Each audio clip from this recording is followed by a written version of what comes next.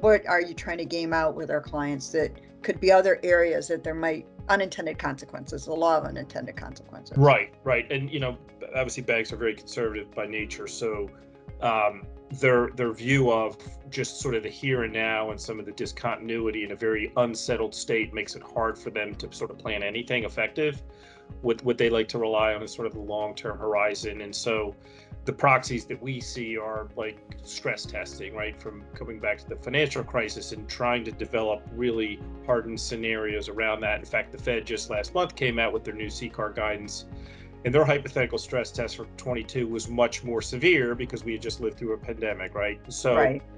their test case had, for example, the U.S. unemployment rate going up to like 5.5%, peaking over to 10% in a couple of years, with a 40% decline in commercial real estate prices. Just really high Really pushing the stress limits. experiences.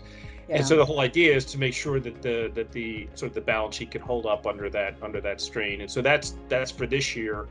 But again, that's a longer term view. It's really hard to predict in kind of the immediate acute scenarios that are happening what those impacts are. But I do think they take that longer view. And I think, on a global basis, those stress tests as well do look at banks that are operating with large trading operations globally, and they have tests against market shock, right? So they have to verify that they can withstand that.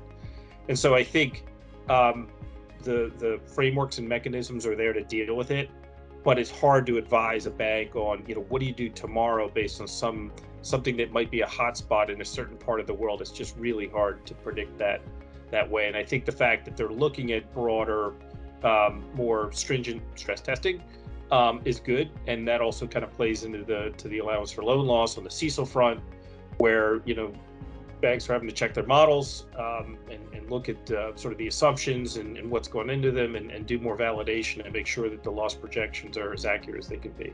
So. Well, I mean, one of the things I heard a major central banker, former central banker say, that they were pretty sure about that we really had gone pretty far with these stress tests, that had helped us to make a more resilient financial system. What we hadn't tested is the living wills and the too big to fail.